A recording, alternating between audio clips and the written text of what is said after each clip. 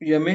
द्वितीय वर्ष अर्थशास्त्र विषयाच्या सर्व विद्यार्थ्यांचे 2020-21 या शैक्षणिक वर्षामध्ये स्वागत. अर्थशास्त्र एम.ए. करत असताना आपण आता द्वितीय वर्षाला तिसऱ्या सेमिस्टरसाठी प्रवेश घेतलेला आहे. या वर्गाला अर्थशास्त्राचे आणि तिसऱ्या सेमिस्टरला प्रमुखतः 4 पेपर असणार आहेत, जे रेग्युलर आहेत, आणि एक एक्स्ट्रा पेपर असणार आहे, तो 100 मार्काचा पेपर असणार आहे. या ठिकाणी जो पहिला पेपर आहे म्हणजे इकॉनॉमिक्स 501 नंबरचा इंडियन इकॉनॉमिक पॉलिसी फर्स्ट हा जो पेपर आहे, त्या पेपरचा जो सिलेबस आहे तो सिलेबस आपण या ठिकाणी पाहणार आहोत. इंडियन इकॉनॉमिक पॉलिसी 1 चा पहिलं जे प्रकरण आहे त्याचं नाव आहे national income and human development in India. राष्ट्रीय उत्पन्न आणि भारतातील मानव विकास असं या प्रकरणाचं नाव आहे.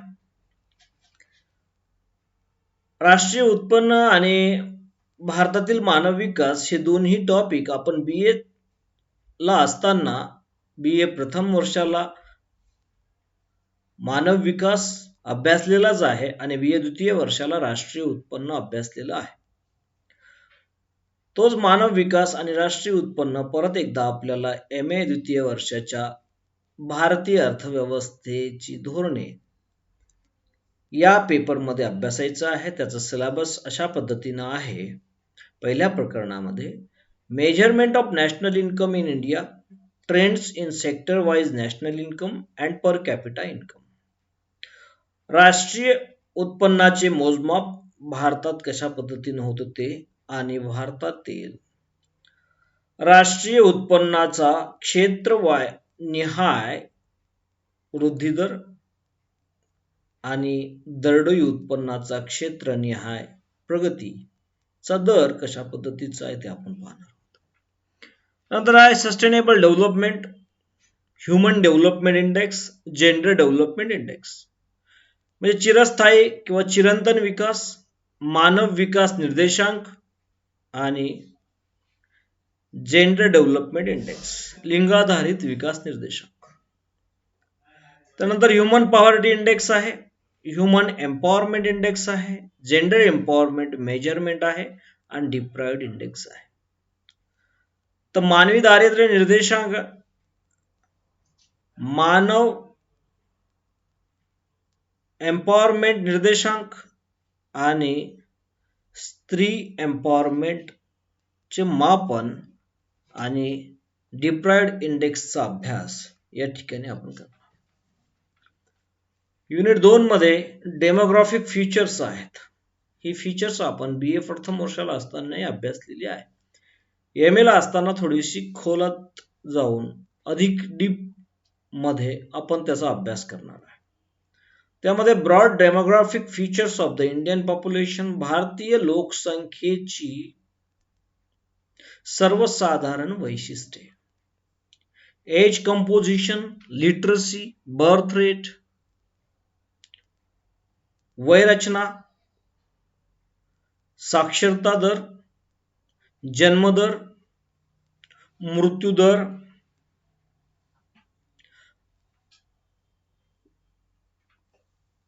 स्त्री पुरुषानुसार मृत्यूदरातील फरक, ग्रामीण आणि शहरी भागातील फरक,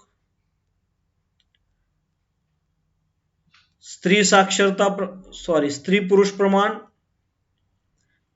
लेबर फोर्स इन इंडिया, भारतातील श्रमशक्ती, work participation rate,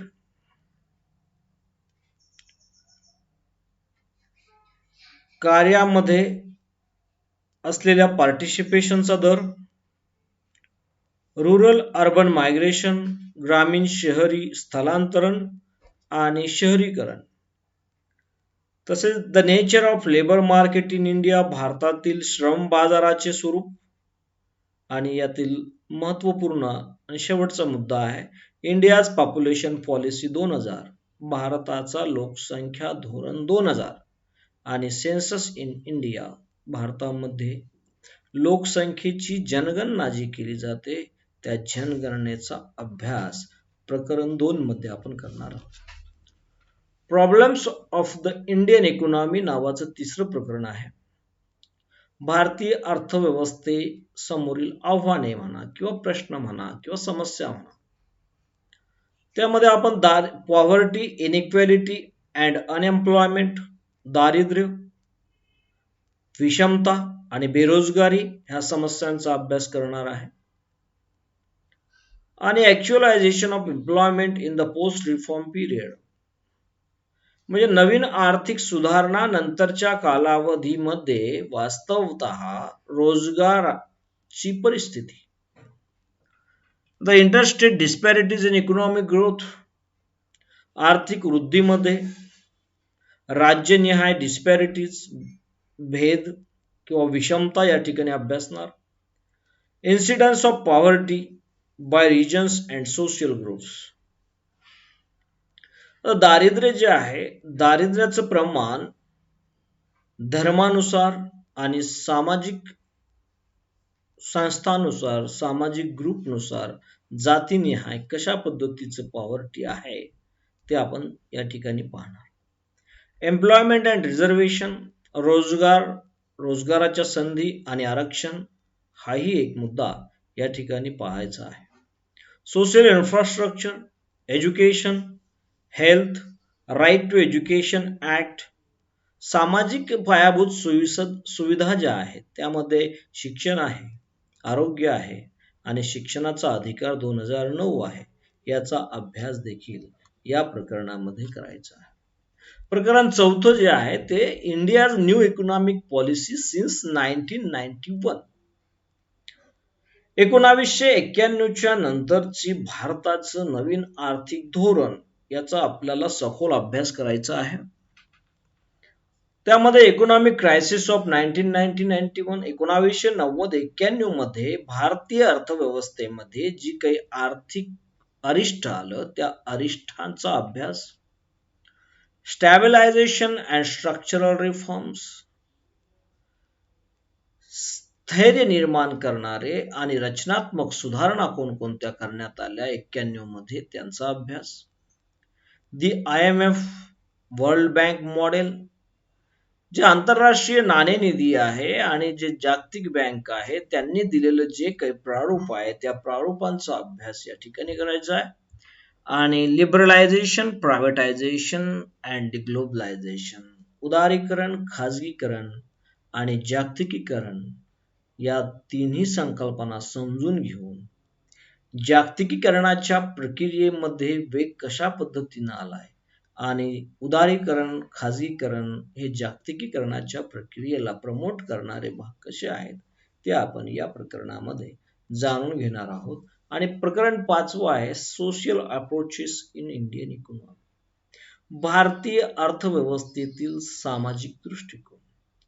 social एक्झाजन controls, जे सामाजिक जी काही विषमता असते, सामाजिक जे काही एक्सक्लुजन असतं, जे काही समाजामध्ये दूरत्व आलेलं असतं त्यावर कंट्रोल आणायचं कसं आणि त्यासाठी कोणकोणत्या उपाययोजना केल्या जातात त्याचा भाग. आणि policy for weaker sections, SC, ST, OBC and minority, जे काही देशामध्ये विकर सेक्शन्स आहेत, जे SC scheduled caste, ST scheduled tribes and OBC other backward classes मध्ये जे काही विभागलेले आहे समाज, तो विकर सेक्शन्स म्हणून संबोधला जातो आणि त्यासोबत मायनॉरिटी सुद्धा. तर या विभागासाठी, या समाजासाठी कोणकोणती धोरणे आखण्यात आलेली आहेत या सर्व धोरणांचा अभ्यास या प्रकरणामध्ये आपण करणार आहोत. या ठिकाणी इंडियन इकॉनॉमिक पॉलिसी आहे. इंडियन इकॉनॉमिक पॉलिसी अतिशय महत्वाचा पेपर आहे. हा पेपरचा अभ्यास केल्यानंतर आपणास आपल्या भारतीय अर्थव्यवस्थेची स्थिती काय आहे, देशाचं राष्ट्रीय उत्पन्न किती आहे, त्याचा बदलता ट्रेंड कसा आहे, दरडोई उत्पन्न कशाप्रमाणे आहे आणि जागतिक पातळीवर UNDP द्वारे तयार केले जाणारे जे काही निर्देशांक आहेत त्यामध्ये मानव विकास निर्देशांक आहे, लिंगाधारित विकास निर्देशांक आहे, जेंडर डेव्हलपमेंट इंडेक्स ज्याला आपण म्हणतो, चिरंतन विकास आहे, मानव विकास, मानवी दारिद्र्य निर्देशांक आहे. हे जे काही निर्देशांक आहेत त्या सर्व निर्देशांकाचा अभ्यास या ठिकाणी करून झाल्यानंतर त्याचा फायदा आपल्याला असा होतो की आपली अर्थव्यवस्था कोणत्या स्टेपवर आहे, कोणत्या स्टेजवर आहे, आणि आपल्याला आपला आर्थिक विकास साध्य करण्यासाठी आणखी किती पल्ले गाठायचे आहे याची कल्पना आपणास या ठिकाणी त्या प्रकरणावरून येते. आता हे प्रकरण दुसरं जे आहे, या प्रकरण दुसऱ्यामध्ये डेमोग्राफिक फीचर्स आहेत. त्या डेमोग्राफिक फीचर्सचा फायदा असा आहे की जे लोकसंख्येची वैशिष्ट्ये आहेत, हे लोकसंख्येची वैशिष्ट्ये तुम्हाला एमपीएससी मध्ये, यूपीएससी मध्ये प्रत्येक ठिकाणी कामी पडणारी आहे. विशेषतः प्री पेपर मध्ये आणि मेन्स पेपर मध्ये सुद्धा या टॉपिकवर प्रश्न पडतात. आणि त्यातही महत्वाची भर अशी की इंडियन इकॉनॉमीच्या संदर्भाने तर यावर प्रश्न पडतात. त्याचसोबत जे जिओग्राफी हा विषय असतो, डेमोग्राफिक जिओग्राफी जे असते त्यावर पडलेले जे प्रश्न असतात ते सुद्धा तुम्हाला या प्रकरणाच्या अभ्यासातून सुटू शकतात. इंडियाज पॉप्युलेशन पॉलिसी 2000 एवढं जी आहे पॉलिसी, या एकट्या पॉलिसीवर आतापर्यंत एमपीएससी मध्ये तुम्हाला 3 ते 4 वेळेस प्रश्न विचारलेला दिसून येईल प्रिलिम परीक्षेमध्ये. हा खूप महत्वाचं प्रकरण आहे, अधिक चांगल्या पद्धतीने अभ्यासलं पाहिजे. आता हे जे तिसरं प्रकरण आहे, या तिसऱ्या प्रकरणामधून आपल्याला काय करायचं आहे की आपली जी अर्थव्यवस्था आहे त्या अर्थव्यवस्थेमध्ये, ज्या अर्थव्यवस्थेत आपण राहतो, ज्या देशामध्ये आपण राहतो, त्या देशाच्या समोर कोणकोणती आव्हाने आहेत, कोणकोणत्या समस्यांना सामोरं जावं लागतं आपल्या अर्थव्यवस्थेला, त्या समस्यांची जाणीव, त्या समस्यांची माहिती आणि त्या समस्यांचं ज्ञान आपल्याला असलं पाहिजे. त्या दृष्टिकोनातून हे प्रकरण बनवण्यात आलेलं आहे. त्याच्यामध्ये आपण दारिद्र्याचा अभ्यास करणार आहे, आर्थिक विषमतेचा अभ्यास करणार आहे, बेरोजगारीचा अभ्यास आहे, त्याचसोबत इंटरस्टेट डिस्पॅरिटी आहे, म्हणजे राज्यांमध्ये कशा पद्धतीचा विषमता आहे त्याचाही अभ्यास करणार आहे. आणि हे करत असतानाच जे दारिद्र्य आहे, दारिद्र्यामध्ये कोणत्या धर्मामध्ये दारिद्र्याचं प्रमाण जास्त आहे, कोणत्या राज्यामध्ये दारिद्र्याचं प्रमाण जास्त आहे, कोणत्या जातीमध्ये, कोणत्या गटामध्ये, कोणत्या वर्गामध्ये दारिद्र्याचं प्रमाण जास्त आहे, आणि मग हे दारिद्र्य कमी करण्यासाठी रोजगाराची निर्मिती करून रोजगारामध्ये कशा पद्धतीने आरक्षण राबवलं जातं आणि ते कशासाठी महत्वाचं आहे, या सर्व दृष्टिकोनाचा अभ्यास या तिसऱ्या प्रकरणामध्ये आपल्याला करायचा आहे.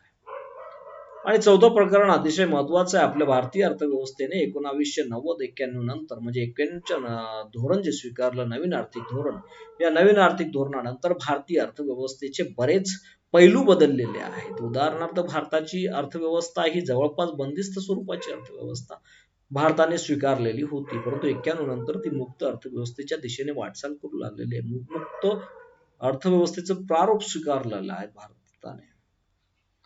मग इथून परत काय झालं की लिबरलायझेशन सुरू केलं, उदारीकरण. तुमचा प्रत्येक आयात निर्यातीच्या धोरणामध्ये उदारीकरण आणलं. त्यानंतर जे काही उद्योग सार्वजनिक क्षेत्रासाठी राखीव ठेवण्यात आले होते ते उद्योग खाजगी क्षेत्रासाठी खुले करण्यात आले. आणि त्याचसोबत डिसइन्व्हेस्टमेंट पॉलिसी, निर्गुंतवणुकीकरणाचं धोरणही राबवण्यात आलं. आणि त्या धोरणातून मग काय झालं, आपली अर्थव्यवस्था ही जागतिकीकरणाच्या दिशेने अधिक वेगाने वाटचाल करू लागली. जे प्रारूप आपणास 1990-91 मध्ये आपल्याला पडलेल्या कर्जाच्या गरजेपोटी आपण IMF आणि वर्ल्ड बँक करून जे स्वीकारलेलं होतं त्या प्रारूपाचा स्वीकार आपल्याला अधिक गतीने करावा लागला. आणि 1995 मध्ये जे WTO ची स्थापना झाली, वर्ल्ड ट्रेड ऑर्गनायझेशन, ज्याला आपण जागतिक व्यापार संघटना असे म्हणतो, त्याची स्थापना झाल्यानंतर आपणास आपली अर्थव्यवस्था अधिक खुली करावी लागली. आणि ती खुली केल्यामुळे आर्थिक विकासामध्ये त्याचं बरंच योगदान. आणि आज आपण जे मॉडर्न टाइप्स जीवन, जे काही वस्तू, नवीन नवीन वस्तू आपल्या देशामध्ये येत आहेत, त्या सर्व वस्तू आपणास ज्या उपलब्ध होत आहेत त्या जागतिकीकरणाच्या प्रक्रियेत भारताने घेतलेल्या सहभागाचाच एक भाग आहे. परंतु आता हे सर्व होत असताना, जागतिकीकरणाच्या प्रक्रियेमध्ये भारताने पाऊल ठेवलेले असताना, खाजगीकरणाच्या दिशेने सार्वजनिक उद्योग खुले करत असताना, जो काही अर्थव्यवस्थेमध्ये आणखी एक दुसरा भाग आहे जे एक्सक्लुडेड आहेत, या विकासाच्या प्रक्रियेमधून बाहेर राहिलेले जे काही घटक आहेत, जो काही समाज आहे, ज्यामध्ये SC ST OBC समाज जो आहे, या समाजांच्या विकासासाठी, यांना उन्नत करण्यासाठी जी काही धोरणं सरकारने आखलेली आहेत त्याची अंमलबजावणी करणे गरजेचे आहे. तर ते पॉलिसी फॉर विकर सेक्शन्स. आता महत्वाचं एक या ठिकाणी नमूद करावं असं वाटतं की ओबीसी या प्रवर्गाला आरक्षण देण्यासाठी 7 ऑगस्ट 1990 मध्ये जाहीर करण्यात आलं आणि त्यांना आरक्षण सुरू झालं.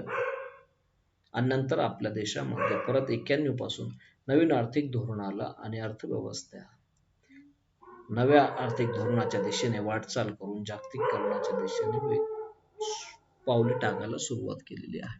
अशा पद्धतीनं सोपा, चांगला, इंटरेस्टिंग असा हा सिलेबस इंडियन इकॉनॉमिक पॉलिसीचा आहे. इंडियन इकॉनॉमिक पॉलिसीचा अभ्यास केल्यानंतर आपणास जेवढे काही टॉपिक दिलेले आहेत ते सर्वच्या सर्व टॉपिक आपणास अतिशय महत्वाचे आहे. आपण जेव्हा पुढे जाऊ आणि आपण जेव्हा स्पर्धा परीक्षेची तयारी करतो, त्या स्पर्धा परीक्षेची तयारी करत असताना त्या स्पर्धा परीक्षेमध्ये असलेल्या सिलेबसमध्ये जो काही सिलेबस आहे तो जवळपास पूर्ण सिलेबस या ठिकाणी आलेला आहे. आता काही भाग या ठिकाणी आलेला आहे, काही भाग आलेला नाही, तर तो भाग आपल्याला पुढच्या सेमिस्टरमध्ये म्हणजे 4थ्या सेमिस्टरमध्ये इंडियन इकॉनॉमिक पॉलिसी 2 मध्ये आपल्याला अभ्यासायला मिळेल. म्हणजे एकंदरीत दोन्ही सेमिस्टरचा जर एकंदरीत अभ्यास केला आपण इंडियन इकॉनॉमीचा, तर आपलं इंडियन इकॉनॉमीचा सखोल अभ्यास होईल आणि त्याचा फायदा असा होईल की आपला प्रत्येक ठिकाणी त्याचा फायदा होईल. तर आपण सर्वांनी इंडियन इकॉनॉमी हा जो पेपर आहे याचा अभ्यास करण्यासाठी पुस्तके इंग्लिशमधून उपलब्ध आहेत. गुप्ताचं पुस्तक आहे, त्याचसोबत दत्त सुंदरमचं आहे. आता दत्ता सुंदरम आणि महाजन यांचं पुस्तक आहे, मोठं पुस्तक आहे, इंग्रजीमधून आहे, हिंदीमधून आहे. हे पुस्तक जर आपण घेतलं, खरेदी केलं, तर त्यामधून आपला बराच अभ्यासक्रम पूर्ण होईल. यासोबतच आपण काय केलं पाहिजे की अर्थव्यवस्थेचा अभ्यास जर आपल्याला करायचा आहे सखोल आणि करंटचा, तर आपण एक इकॉनॉमिक सर्व्हे ऑफ इंडिया दरवर्षी प्रकाशित होत असतो भारत सरकारचा, तर तो एक आपण आपल्याकडे PDF फाईलमध्ये डाउनलोड करून ठेवला पाहिजे.